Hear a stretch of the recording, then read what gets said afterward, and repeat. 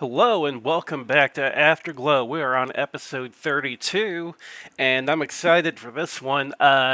Remake has come out for Star Ocean 2 called Star Ocean 2R, and I'm looking forward to buying that one and playing it because I was a huge fan of the original Star Ocean. The second one. Fun fact, the original one was Super Nintendo only, but never actually came out here in America until, I believe, the PSP remakes of Star Ocean 1 and 2, which I played and really enjoyed those too. But today, we're talking about the original version of Star Ocean 2, the second story, which came out for the PlayStation 1. And in my opinion, is one of the best RPGs on the system, and even competes with some of the big boys like Final Fantasy VII and Parasite Eve. I really love this game. We'll be talking about more after the music cut.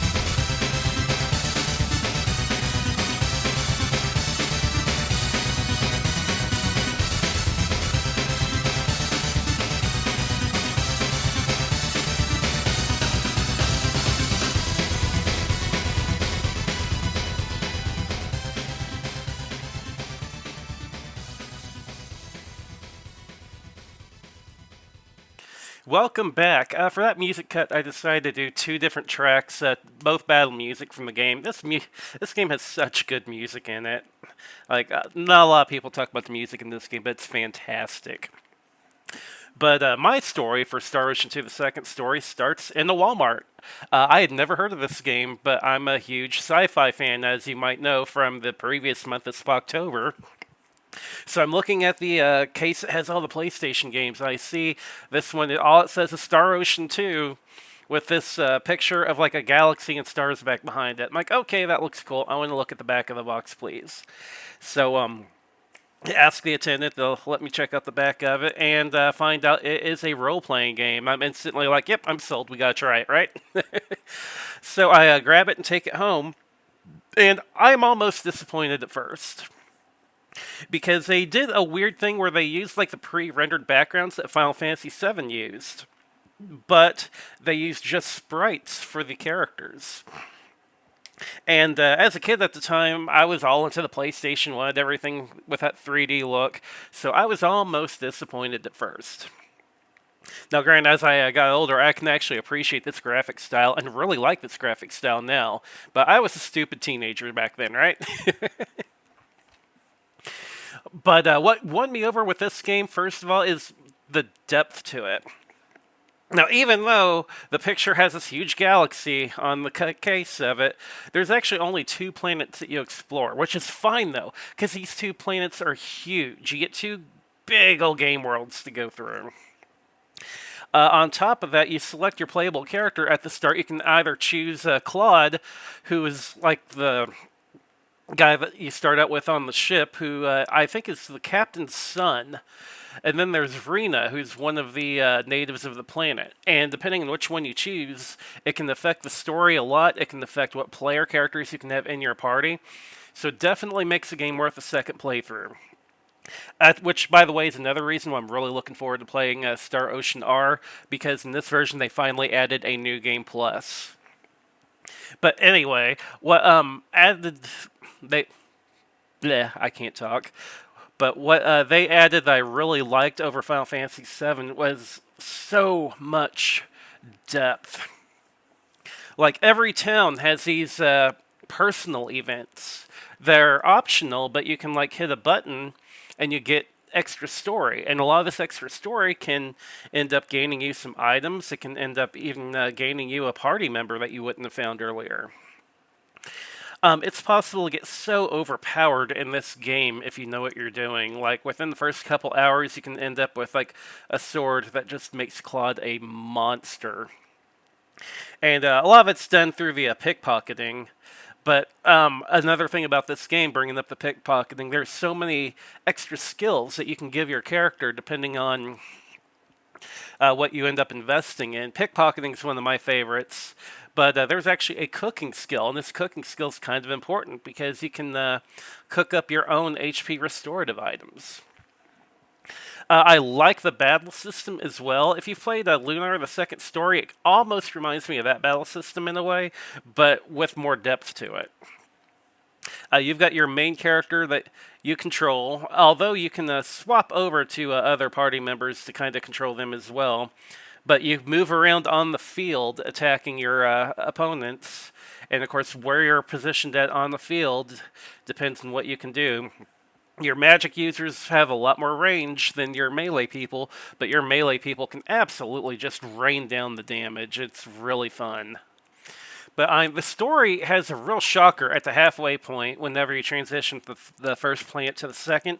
And I don't want to spoil it, but it is a crazy moment that I really, really enjoy.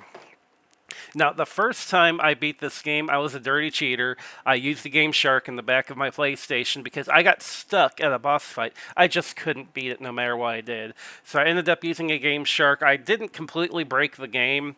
I just increased my player stats to where this boss battle was beatable for me, which I should have gone back and just grinded more and got different items. But at the time, like I was playing the game with no guide, no internet.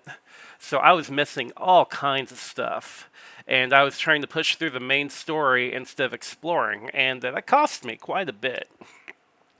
That did not happen in my second playthrough, though, because I played through this game again whenever it was re-released on the PlayStation Portable. And this was an awesome port of the game. Like, they touched up stuff, but they didn't change anything. It just got touched up in a way, and it was a fantastic version of this game. And this time, I didn't abuse a guide, but I would reference a guide on occasion whenever playing this game to look for stuff. And it helped so much. It made the grind a lot more manageable. And it wasn't as much of a grind,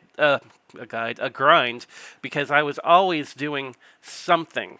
in the story. So not really grinding a whole lot, but doing a lot of exploring, gathering items here and there. And it just made the game significantly smoother for me to the point to where I didn't need to cheat this time around. I was actually pretty overpowered by the time I got to the final boss. And this game playing portably was really fun too, because if you wanted to just, play for like 15, 20 minutes, you could whip out your PSP, play a little bit over break, hurry up and save, and then, go back to whatever you're doing. But absolutely fantastic portably. And after that, didn't hear much about this game again until recently, whenever Square Enix announced that they were going to port it. And now you can play it portably on your Switch or on your Steam Deck, or you can play it on console. And they've added New Game Plus. That way, whenever you beat it, you can start over, but you get to keep your equipment. I think you get to keep some of the characters that you unlocked too, because you can't unlock everyone in one playthrough. Because, like I said, certain characters between Claude and Rena can only recruit certain other members for your party. But really glad to see this game get a New Game Plus mode. Really looking forward to buying it. Can't wait. So if you're out there looking for a good role-playing game that's not one of your big names like Final Fantasy or Dragon Quest, definitely look at Star Ocean 2, because I feel like Star Ocean 2 is the best of the Star Ocean series, and there's so much to do. There's so much depth. You will spend, you could easily spend 120 hours in this role-playing game and still not be done. It is an absolute blast, and that comes highly recommended. But that's it for my memories of Star Ocean 2. Looking forward to making some new ones for this game. I hope you guys enjoy the music outro, and I'll see you on the next episode of Afterglow.